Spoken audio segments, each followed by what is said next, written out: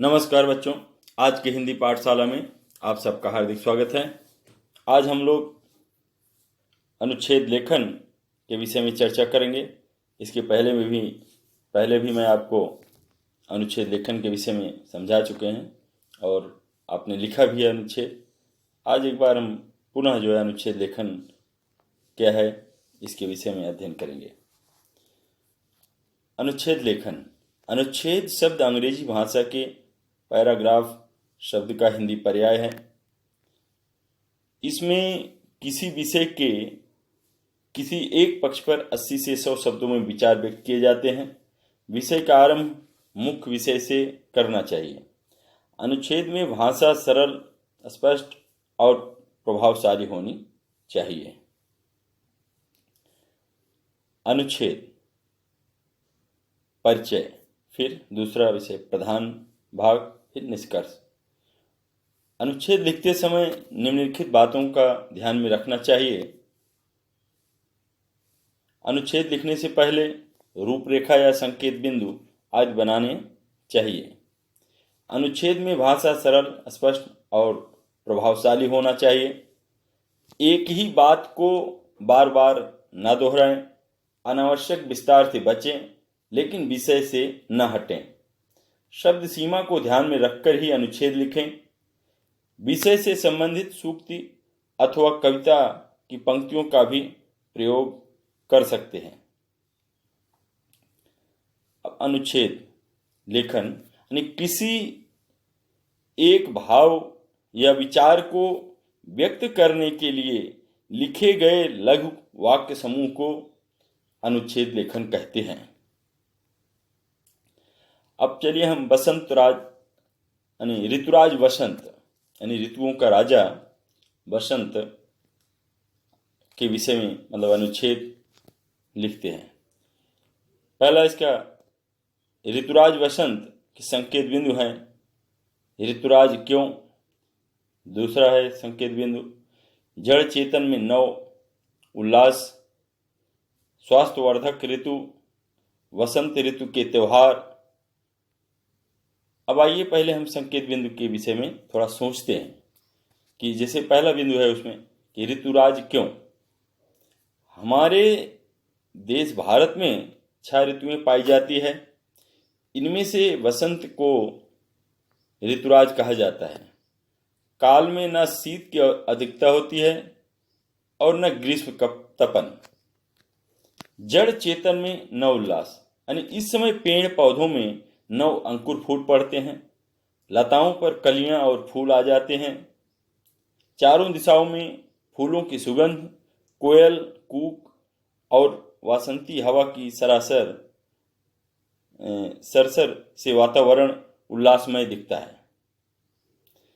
स्वास्थ्यवर्धक ऋतु, उनका तन मन उल्लास से भर जाता है। यह ऋतु स्वास्थ्यवर्धक मानी गई है।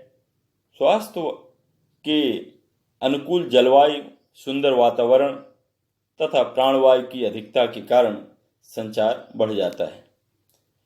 वसंत ऋतु के त्योहार, वसंत पंचमी, होली इस ऋतु का त्योहार है। अब देखिए हमने संकेत बिंदु के आधार पर सोच लिया वसंतराज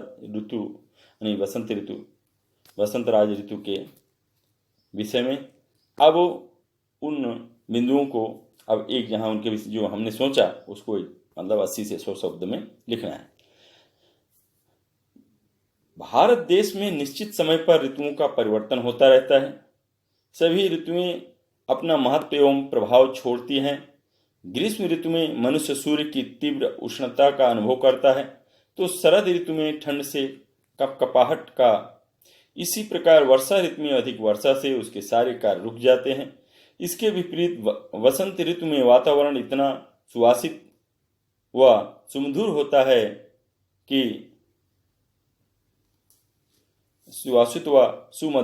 है कि संपूर्ण जनमानस इसे ऋतुराज की संज्ञा देता है।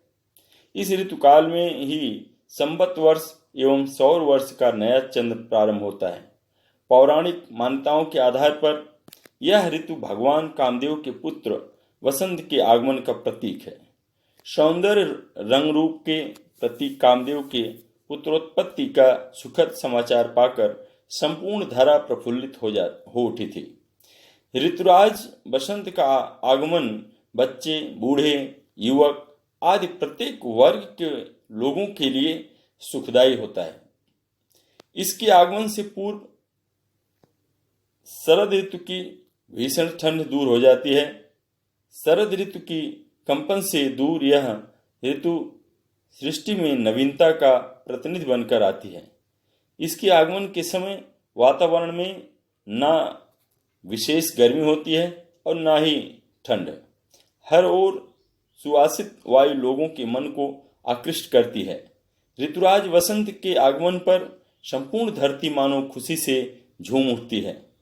पेड़ पौधे, फूल पत्तियां आज सभी ऐसे प्रतीत होते हैं जैसे वसंत के आगमन पर खुशी में नृत्य कर रहे हैं।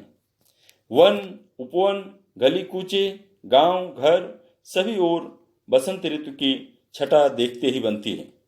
इस ऋतु में पूरी धरती पर हरियाली छा जाती है।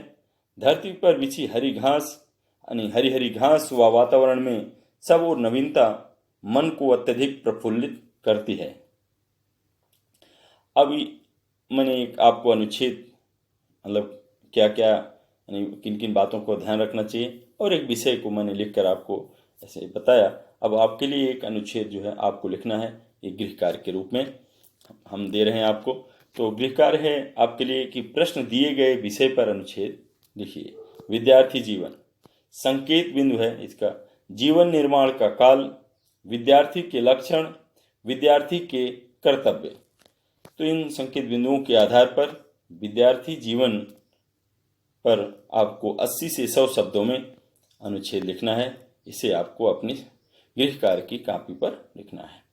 तो इन्हीं शब्दों के साथ मैं अपनी वाणी को विराम देता हूँ और फिर अगले कालांश में हम फिर एक नए विषय का हम पुनरावर्तन करेंगे। जैसा कि मालूम है आप लोगों को कि हमारा यानी पाठ्यक्रम पूरा हो चुका है। लेखन विभाग का सब एक बार करवा चुके हैं, यानी पाठ और कविता भी सब पूरा हो गया है। संचयन पुस्तक के तीनों पाठ हो गए हैं। व्याकरण भी सब हमने आपको करवा दिया है। तो अब हम जो भी पढ़ेंगे अब यानी पुनरावर्तन होगा और आप लोग भी देखते रहिए। धन्यवाद।